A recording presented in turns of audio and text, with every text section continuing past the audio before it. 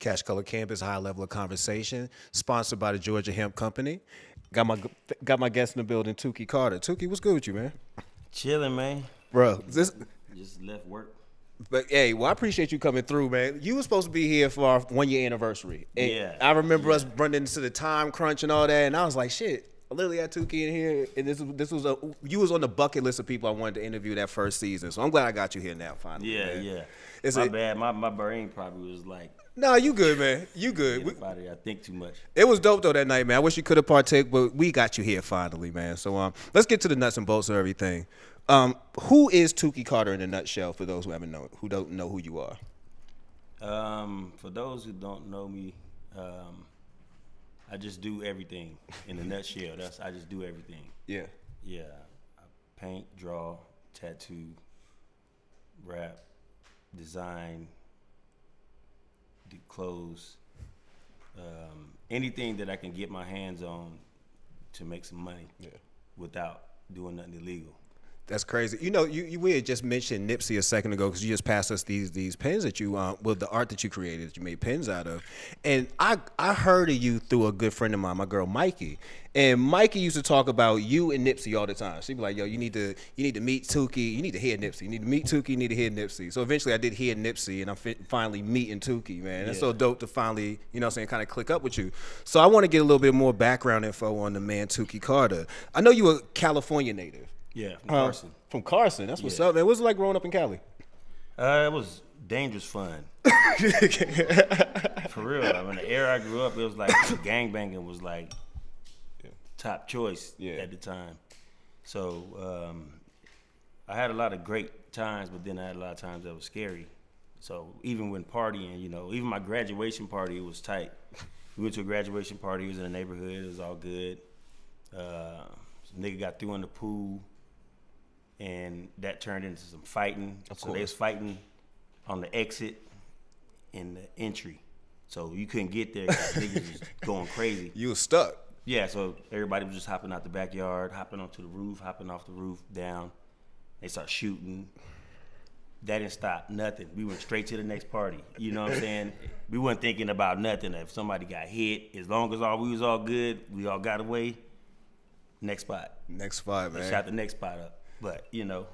Like you say, dangerous fun. Dangerous fun. You alive. You know what I'm saying? It was like that every week. Yeah. You know. Cali's a wild place, man. Like I saw I used to date this girl who was from Torrance, matter of fact. That's right down the street. Yeah, and she had brought me out to Cali. She let me hit Chronic for the first time. Damn. And yeah, that's why I said it too, man. Because, you know, after that time I was living in Charlotte, so the most I knew about weed was probably the highest grade of mid. You know what I'm saying? And we were smoking that on a regular basis. So for you to go to Cali and then hit Chronic, let me tell you something, man. We was at Universal City Walk, and I remember running full speed down the street. You know what I'm saying? Out the blue, and just yelled out, "They ain't gonna get me!" And I don't know who was they. You know what I'm saying? But I just took off running. I remember then saying, "Yo, Chronic might not be for me at this moment." You know what I'm saying? Let me get back. It was fighting that mid in your body. Yeah, man. It was and it was winning. It was winning. It was winning by a landslide. Like, it wasn't even close. Yeah. It wasn't even close, man. Yeah, good weed fights bad weed. Yo, so it's crazy how you kind of summed up yourself. You're a man of many hats, basically, a Renaissance man. Yeah. Hard person to categorize. If you do people try hard to put you into boxes? You know what I'm saying? Like from the tattoo to the rap to the art, do people try to make you be into a certain category because it kind of fits their narrative? Nah, I don't let them. You don't let them? No, you can't. Because if they say, "Damn, that's the Tat Man," that's exactly what I do. Yeah, that's cool. Yeah. So you know me as a Tat Man, and damn, man, this dude bought some paintings from that dude. So he knows me as the artist. This other person over here knows me as a musician. This other person over here knows that I can build anything I want, whatever, you know. Yeah. You only get boxed in when you take offense to an opinion. So you shouldn't take no offense to nobody's opinion because you just box yourself in. People don't box you in. It's what you take from what they say and box yourself in. Word, man. Word. So let's break down some of your talents and how you got there, man. Tattooing. You know, I know tattooing and art are one and the same. You know what I'm saying? But how did you get to tattooing? Like, what made you step into that arena? My business partner was tattooing. His name is Maya Bailey. Oh, Maya. Yeah. Everybody know him. He's like the goddamn super art guy of Atlanta. You know what I'm saying? But he was tattooing, and we were in the dorms, and he gave me a tattoo with a messed up, like an old school tattoo machine made out of some jail shit and guitar string. But he did a tattoo on me, and I was like super interested, like, damn, this is tight, you know? And then he was at the time looking for places to learn how to tattoo. So he found a West End tattoo, and this lady named Julie Alfonso was teaching him. And she was looking for more artists, so he pulled me in. So I got in from there, and I apprenticed under her for 2 years. It was some hard shit, you know. Yeah. You lose your whole identity when you go into a tattoo shop to learn how to tattoo. They strip you. Now you're nothing. You're like a number. I was Pro B number 1, I think. But then to some of the customers that came in, the regulars, I was trash boy. It's like you was on a frat line. It's like you was on a frat line. It was worse than the frat, man. I would have joined the frat before I would have jumped into an apprenticeship. But it taught you how to go anywhere you want and be able to make money. You can't, if you get good at what you're doing as far as a tattoo artist, you can just travel. If Atlanta gets sick of me doing tattoos on them, Virginia isn't, New York isn't. Yeah. So I gotta go where I don't even have enough time to go wear myself out in all the cities. But you can really take tattooing and make money anywhere. Yeah, but the dope part is your name has grown so much. You know what I'm saying? Like, you've done everybody from Wiz's to Erykah Badu's of the world. Well, I didn't actually tattoo Erykah Badu. What I did on Erykah Badu was movie makeup for this movie called What Men Want. Oh, so she played like the little ratchet gypsy. Yeah. Yeah. So I just went on set with her and painted her every day to keep the tattoos on. Erykah, man, she catfished us, man. No, I'm playing. But you have it looked real, didn't it? But you that's my job. You have done some major people, man. Oh yeah. Yeah. Of all the people that you have had a chance to ink up, like who was your favorite canvas? That's like kind of a lot of people, man. You know, I can't narrow it down to one, but I don't know. I tattooed everybody from Big Meech to Usher, so you can put anybody in between then and add that up. Yeah, what was it like when you was tatting Meech? At first I was scared as a motherfucker. Nigga was tattooing his neck and nigga was moving. Hell yeah! I fuck around and fuck this up. I ain't making it out this house. Ooh, for real. Oh, but they was cool as hell. Nah, yeah, I traveled to them. Oh shit. Yeah. That's what's up. But he was cool as hell. You know what I'm saying? A lot of what he did helped me to get to where I was at, because I was getting introduced to like hella stars, celebrities that was all around him all the time. Yeah. So what I did was I just posted up at the club with them with one of the bottles that they gave me with the front on, passing out business cards to everybody. You know, we're word of mouth. I never really done interviews. This is my first interview I've done in about a year. Yo, I believe it. Like, I couldn't find none. You know what I'm saying? Like, you know, I do my research, and I was trying to find as many clips as maybe I could pull from him, like, you know, make them comfortable as possible. And I was like, he ain't got none. Nah. So we gonna wing this one. Yeah, I haven't done an interview in a minute. Yeah. That's when life hit. You know what I'm saying? You got to work. I got no time telling nobody what I'm doing if I'm doing it. You know, so I got to wait until it's done, then I can talk about it. You know, I always wanted to talk to a tattoo artist about this. Like, when you see people like Wiz and you see people like Ross, they have so many tats, it's almost like their whole body is a tattoo, yet they'll still get them.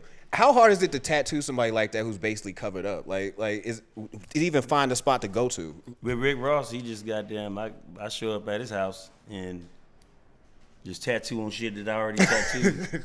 Or do some new little stuff and little pieces that he got. And then the Geno's his original tattoo artist.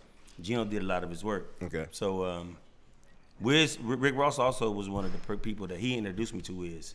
So that's how I met him. Yeah, y'all shot a video at the shop. Yeah, they shot the Super High remix at the tattoo shop. It's one of my favorite songs, for real though. Like Currency and Wiz, like I thought they was about to be MMG at that moment when I heard that record. Like yeah, man, I still love that record to this moment. Speaking of Wiz, rapping is another part of the puzzle.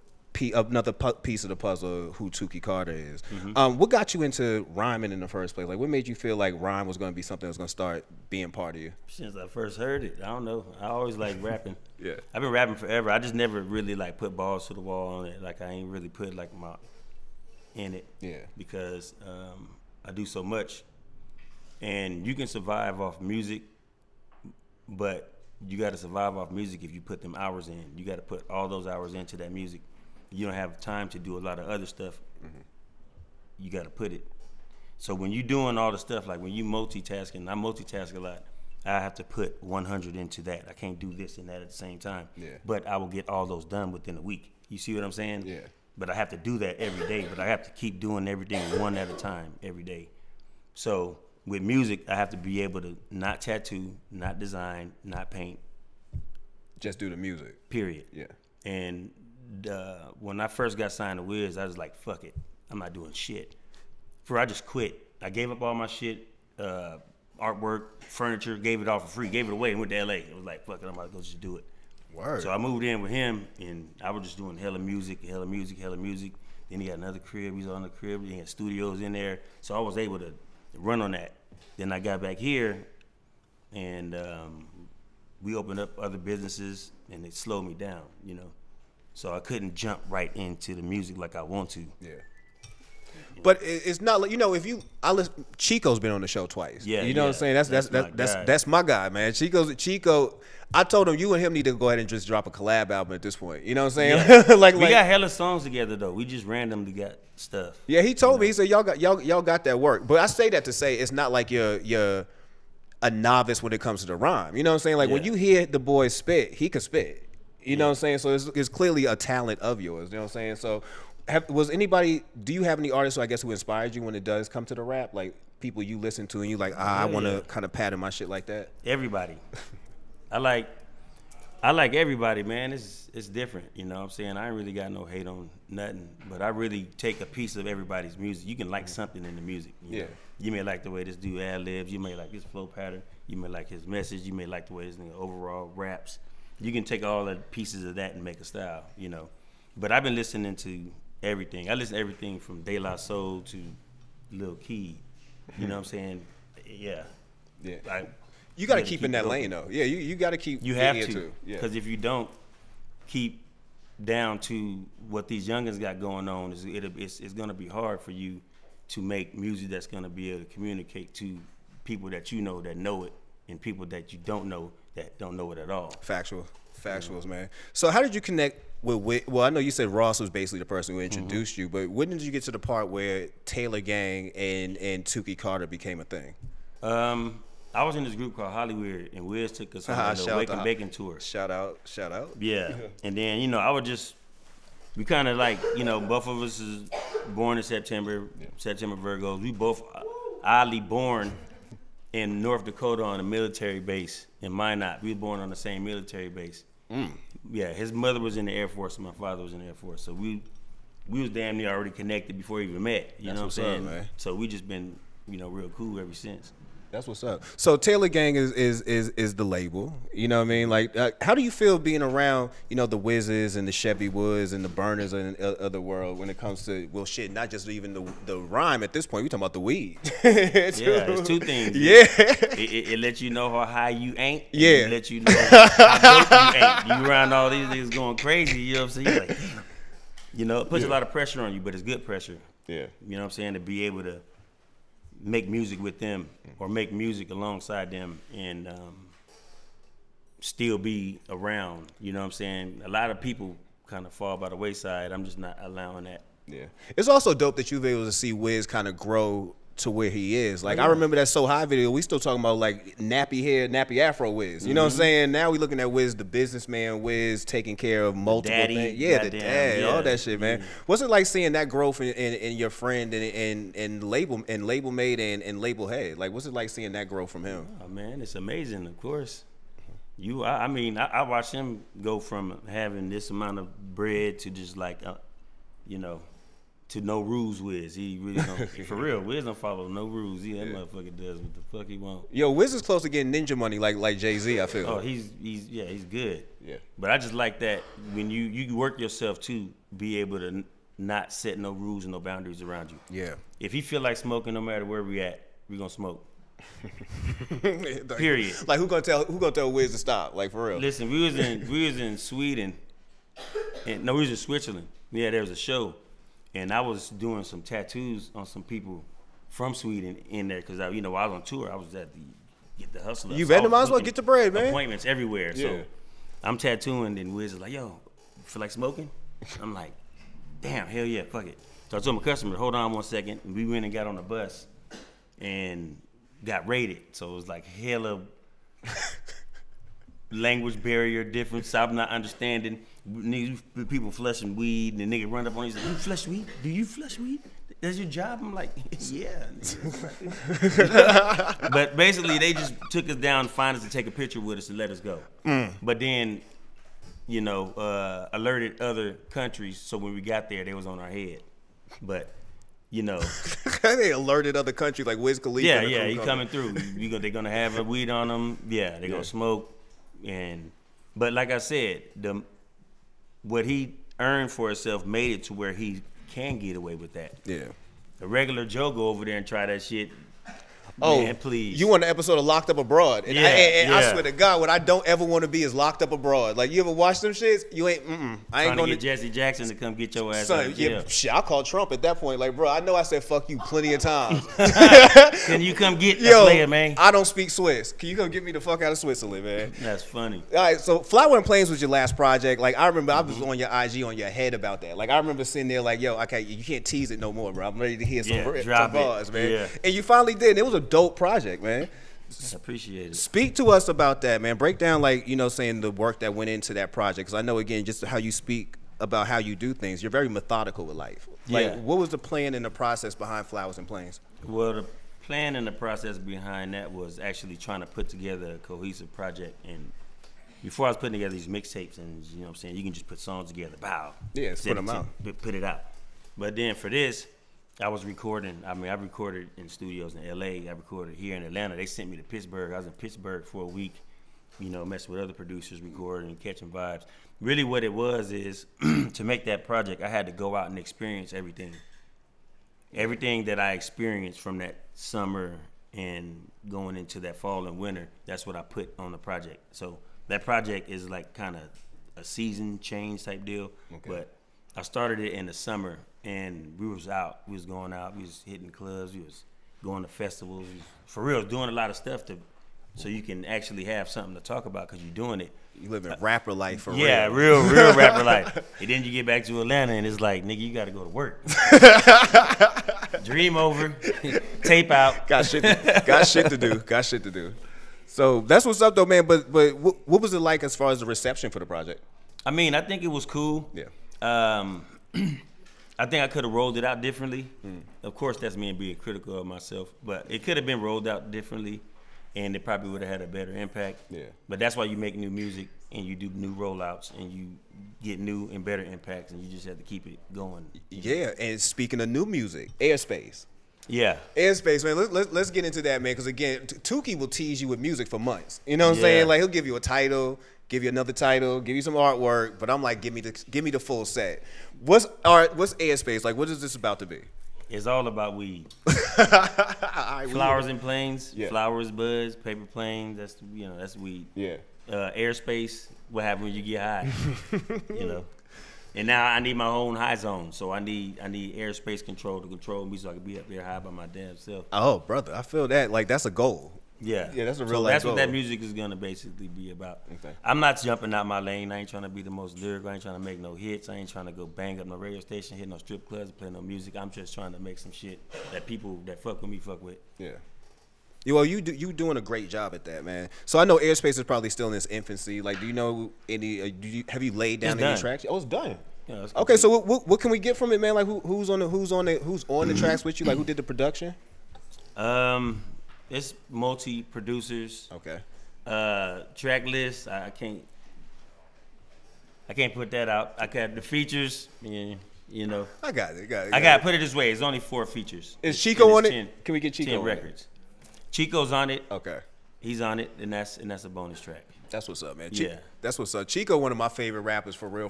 Like, yeah, I fucked around listening to DJ Muggs' album.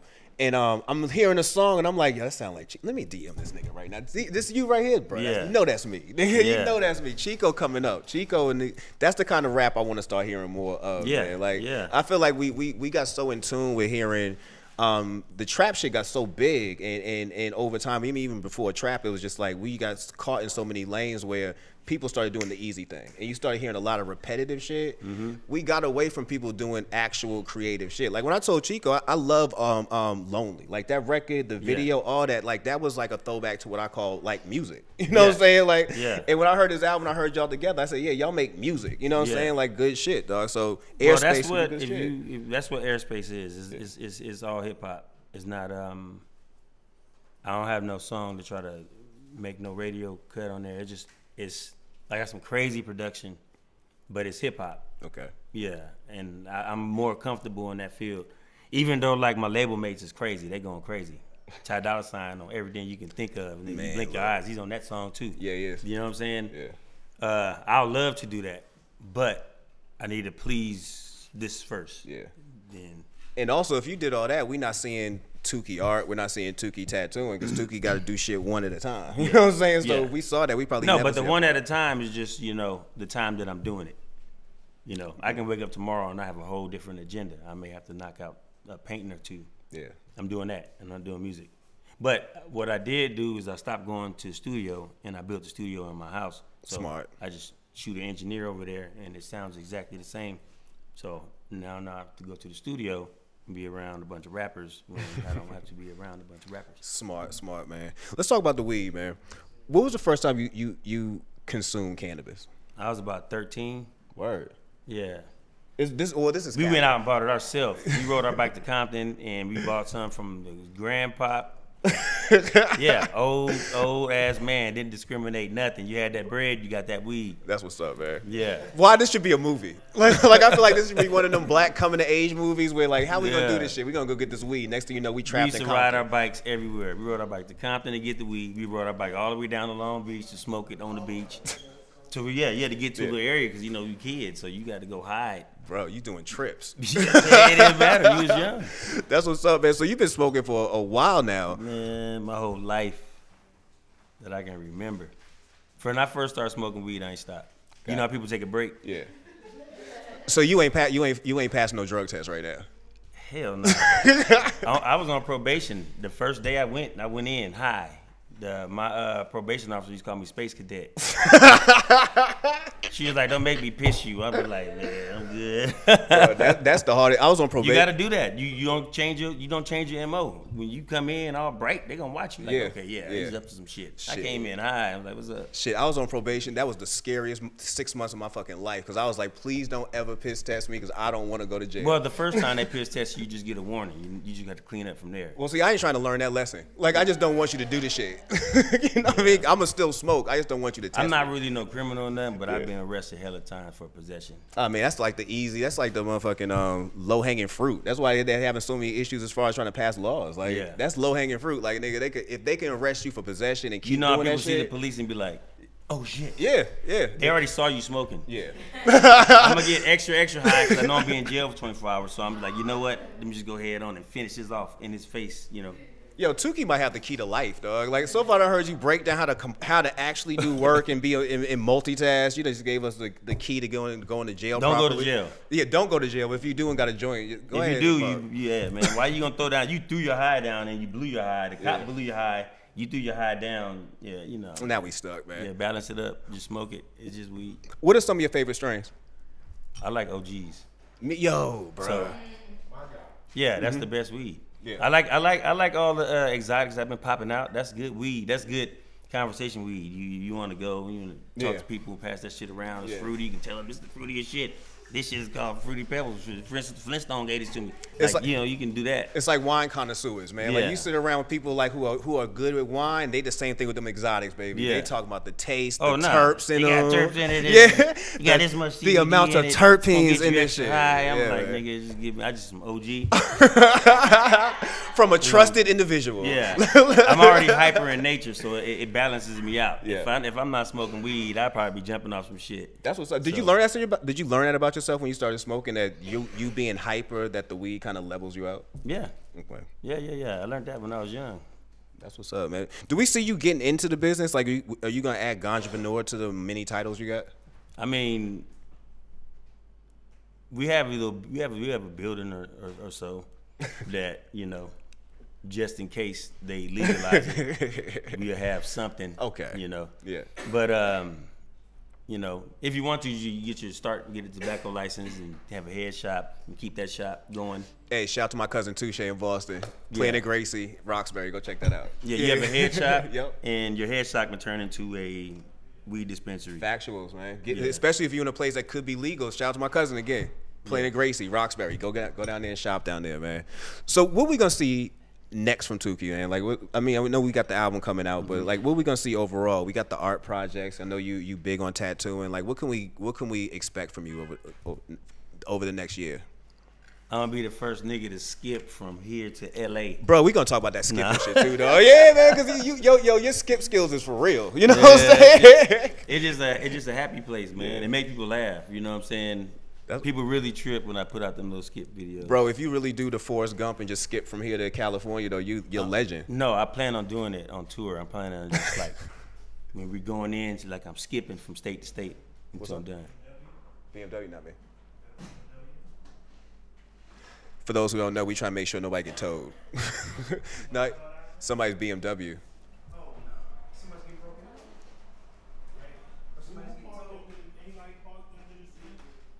Is a police officer down there? Nah, somebody in the wrong spot they shouldn't be in. Not y'all, but yeah, go check definitely. But yeah, if you park right there in the driveway, for everybody who's listening right now, we having a whole discussion about parking. 12 downstairs. Yeah, 12 downstairs. We gotta make sure everybody's straight. But yeah, but anyway, man. So you gonna skip across? That's what's up. Yeah, do a little skipping. Nah, I mean, I plan on doing another art show. Okay. We have one coming up called Peaches and Art. We did one last year. Katt Williams found out about it, came the next day. We had a weird ass encounter with that nigga. That nigga bought some art. He did though. Just the way you said it, I know it was a weird ass encounter. It was. That nigga knocked on the door and looked in and was like, "Yeah, nigga, I'm here to buy some shit." I'm like, damn, this is Katt Williams. That nigga was like, "I like that one. Is that sold?" I said, "Nah."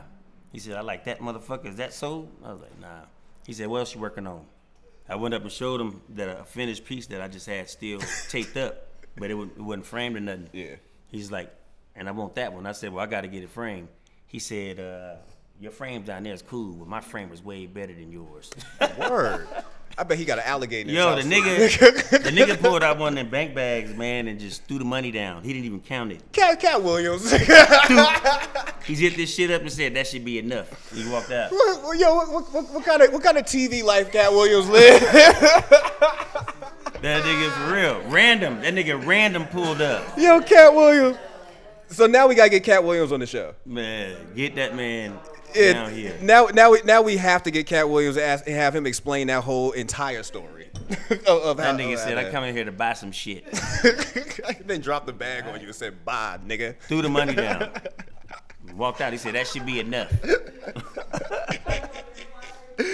Oh, Tuki, man. 10 years from now, what are we gonna remember about Tuki Carter? Shit. I don't even be thinking that far. Short-term memory loss. I don't know what the hell, man. Think shit. The nigga did something, man. You know what I'm saying? Did something. He did. I don't know, man. I'm different, man. I don't know how to boast. I don't know how to do certain things. I'm just me. So when it comes to that, it's just, you know, I guess I've been me all my life, and I think people can appreciate a person that ain't changed. Yeah, solid. I appreciate your time, brother, man. Yes, sir. All right, and that's Cashcolorcannabis, a high level of conversation, sponsored by Georgia Hemp Company. We out.